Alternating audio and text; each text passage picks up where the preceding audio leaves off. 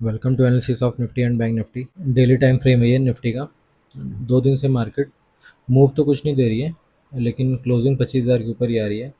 आप देख पा रहे होंगे तो 2 दिन से मार्केट की क्लोजिंग जो 25,000 के ऊपर ही आ रही है। तो मार्केट अब यहाँ पे आके वेट क्यों कर रहा है, किसको ट्रैप करना चाहता है, ये तो अब जब मूव आएगा तब समझ में आएगा कि ट्रैप किसको करना चाहता है। इसको यहाँ से निकल जाना चाहिए, इसके ऊपर जाएगा तो आपका बाहर आएंगे। अगर ज़्यादा दिन यहाँ होल्ड करके जाएगा तो फिर सबको दिखने लगेगा ना कि हाँ ऊपर जा रहा है तो बाहर आएंगे, नीचे जाएगा तो सेलर आएंगे। तो यहाँ पे ऐसा क्यों कर रहा है ये तो अभी समझ में नहीं आ रहा है, और मूवमेंट ही नहीं है 2-3 दिन से। आप देखेंगे ये जहाँ पे रेजिस्टेंस ले रहा है यहाँ पे भी रेजिस्टेंस किया था लास्ट ईयर, तो यहाँ पे भी स्मॉल स्मॉल की ही कैंडल बनी थी। तो टॉप पे जब भी देखिए यहाँ पे बनती मार्केट घूम जाता है, तो अगर नीचे जाएगा तो ये फिर से नीचे जा सकता है। और अगर आप पास्ट में भी देखेंगे तो देखिए टॉप पे जब भी स्मॉल कैंडल बनाता है यहाँ पे इधर आएंगे, ये देखिए इस समय 2023 अक्टूबर 2023 का पैटर्न बना रहा है। मार्केट फॉल किया और यहाँ पे जाके वेट कर रहा है, फिर यहाँ फॉल हो गया था। तो ऐसा कुछ करने वाला है क्या, ये तो जब यहाँ से कैंडल बनाएगा तभी पता चलेगा।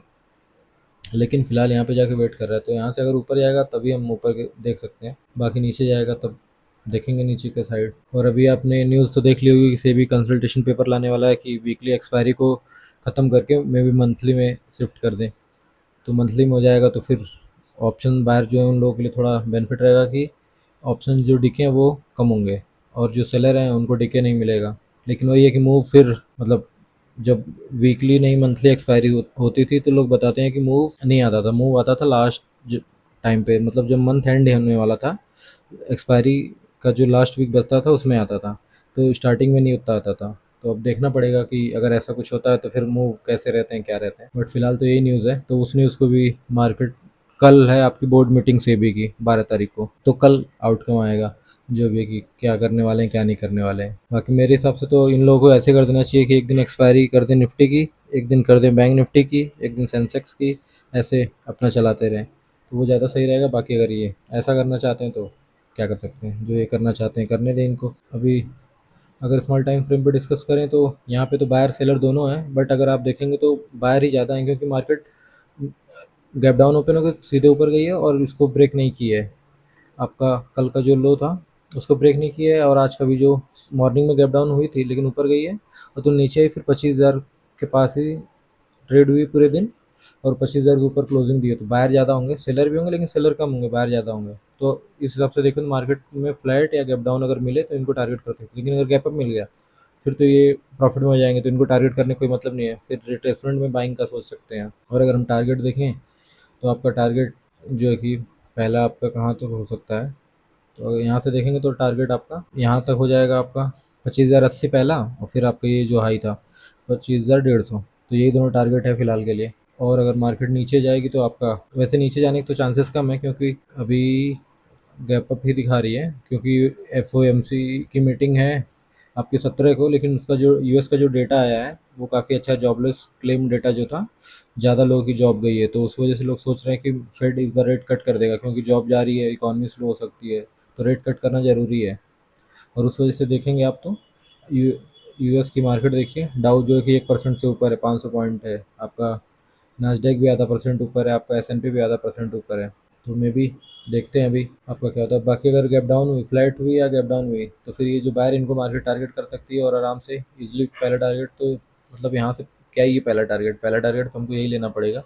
उसके बाद ये ब्रेक डाउन दी तो यहाँ तक आ सकती है मार्केट। और अगर बैंक निफ्टी की बात करें तो बैंक निफ्टी आज स्ट्रॉन्ग था, क्योंकि पीएसयूज बैंक की जो शेयर है वो काफ़ी स्ट्रॉन्ग है। पीएसयूज की आपने न्यूज़ देखी ली होगी कि गवर्नमेंट मर्ज करके, ऐसा न्यूज़ आ रहा है कि सब पीएसयूज बैंक को मर्ज करके गवर्नमेंट केवल 3-4 बैंक बनाने वाली है, इसलिए थोड़े पीएसयू इंडेक्स अच्छा कर रहे हैं। तो आज तो काफ़ी अच्छा कर रहा था ये, देखिए पॉजिटिव में क्लोजिंग भी आई है आपकी, और ये आपका इसका रेजिस्टेंस यही है, तो ये भी काफ़ी यहाँ पे होल्ड कर रहा है। अगर यहाँ से चलेगा तो फर्स्ट टारगेट या तो यहाँ पे थोड़ा बहुत रेजिस्टेंस लेगा और फिर यहाँ तक जा सकता है 55,000 तक। और स्मॉल टाइम फ्रेम में अगर हम देखें तो मार्केट इसमें बायर ही ज़्यादा होंगे। मार्केट गैप डाउन खुला था, 500 के नीचे भी गया था, और फिर वहाँ सीधे ऊपर आके फिर रिट्रेसमेंट करके ऊपर फिर यहाँ पे साइडवेज होकर क्लोजिंग दे दी है। तो जब तक इसको क्रॉस नहीं करे बाइंग का नहीं सोच सकते, क्योंकि देखिए यहाँ पे लास्ट में सेलिंग आई है और फिर यहीं पे क्लोजिंग आई है। बट बायर ज़्यादा होंगे क्योंकि मार्केट नीचे खुला था और ऊपर गया है, और इसको क्रॉस करेगा तो फिर हम ऊपर के साइड का देख सकते हैं। अगर यहाँ 750 क्रॉस करेगा तो 900 तक, और फिर उसके बाद 54,000 तक। बाकी अगर फ्लैट खुला है, गैप डाउन खुला, तो फिर ये जो भी बायर है इनको निकालने के लिए मार्केट आराम से, पहला टारगेट तो यहीं तक रहेगा, तो 420, उसके बाद फिर ये जो गैप है यहाँ तक। अगर एफ आई का डेटा देखें तो एफ आई अभी अपनी, ऑल दो मार्केट तो साइडवेज है, बट ये अपनी पोजीशन थोड़ी थोड़ी बुलिश बना रहे हैं। देखिए कल भी इन्होंने कुछ कम की थी, आज भी इन्होंने 3400 क्वांटिटी लॉन्ग की है। और जो है कि ऑप्शंस में भी देखिए 22,000 इन्होंने कॉल बाइंग किया है, और 18,000 पुट। तो पुट अभी इनके पास है, बट कॉल ये बाइंग कर रहे हैं। और आपके प्रोज भी देखेंगे तो ये भी धीरे धीरे अपना जो इनका फ्यूचर लॉन्ग था उसको थोड़ा सा बुक कर रहे हैं। और ऑप्शंस में देखेंगे तो 8,500 इन्होंने कॉल बाइंग की है, और 73,000 पुट शॉर्ट किया है। तो इनके पास जो पुट था, इनके पास 1 लाख के ऊपर जो पुट था उसको इन्होंने निकाल दिया अभी। तो ये बुलिश हैं कल के लिए। और प्रोज देखिए धीरे धीरे तो ये लोग अब बियरिश हो रहे हैं। इन्होंने 83,000 कॉल शॉर्ट किए हैं, और 54,000 इन्होंने पुट बाइंग की है, क्योंकि इनके पास पुट शॉर्ट था ना, तो बाइंग कर रहे हैं, तो अभी मतलब अपना कम कर रहे हैं।